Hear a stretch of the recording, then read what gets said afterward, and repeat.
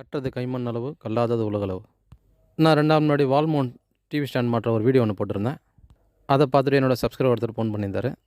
எங்கள் வீட்லேயும் வந்து வால் மவுண்ட் டிவி ஒன்று மாட்டி தரணும், செட்டாப் பாக்ஸ் வைக்கிறதுக்கு ஒரு ஸ்டாண்ட் ஒன்று அடிச்சு தரணும்னு அந்த கஸ்டமர் சொல்லியிருந்தார். அந்த கஸ்டமர் கேட்ட மாதிரியே செவுத்தில் வந்து அந்த வால் மவுண்ட் டிவியை மாட்டிட்டு, அதுக்கப்புறம் பார்த்திங்கன்னா செட்டாப் பாக்ஸ் வைக்கிறதுக்கோசரம் கண்ணாடி ஒன்று கட் பண்ணி வாங்கி ப்ராக்கெட் அடிச்சு அதுவும் மாட்டி கொடுத்துட்டேன். அதில் செட்டாப் பாக்ஸ் வச்சு கொடுத்தாச்சு. அடுத்தது அந்த கஸ்டமர் சொன்னது பார்த்திங்கன்னா, ஹாலில் பார்த்திங்கன்னா டிவி ஸ்டாண்ட் மேலேயே வந்து ஃபோன் சார்ஜ் போட்டு வச்சிடலாம், பெட்ரூம் இந்த இடத்துல பார்த்திங்கன்னா ஃபோன் சார்ஜ் போடுறது ரொம்ப கஷ்டமாக இருக்குது அப்படின்னு சொல்லியிருந்தார்.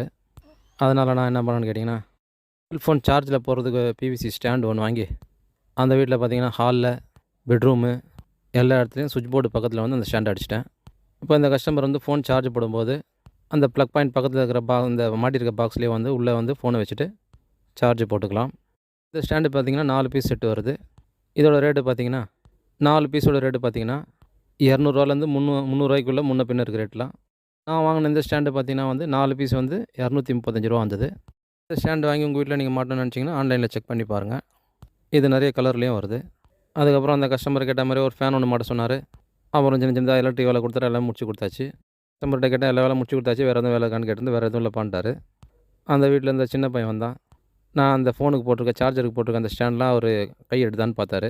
அதுக்கப்புறம் அவர் என்கிட்ட சொன்னது பார்த்தீங்கன்னா, என்ன அங்கிள் இவ்வளோ ஹைட்டாக மாட்டிங்க, நாங்களாம் ஃபோன் சார்ஜ் பண்ணோம் எப்படி போகிறது இவ்வளோ ஹைட்டாக இருந்தால் அப்படின்னு கேட்டார். நான் அந்த பையன்கிட்ட, நீ முன்னாடியே வந்து செக் பண்ணி சொல்லியிருந்தா நீ கேட்ட மாதிரியே மாட்டிருப்பேனப்பா அப்படின்னு சொன்னேன். இந்த ஸ்டாண்டை மாட்டாமல் அந்த கஸ்டமர்கிட்ட கேட்கல எவ்வளோ ஹைட்டில் போடணும் எவ்வளோ கீழே போடணும். இந்த பையன் வந்து இப்படி கேட்டான். இப்போ இருக்க பசங்களாம் எப்படி இருக்காங்க பார்த்துக்கோங்க.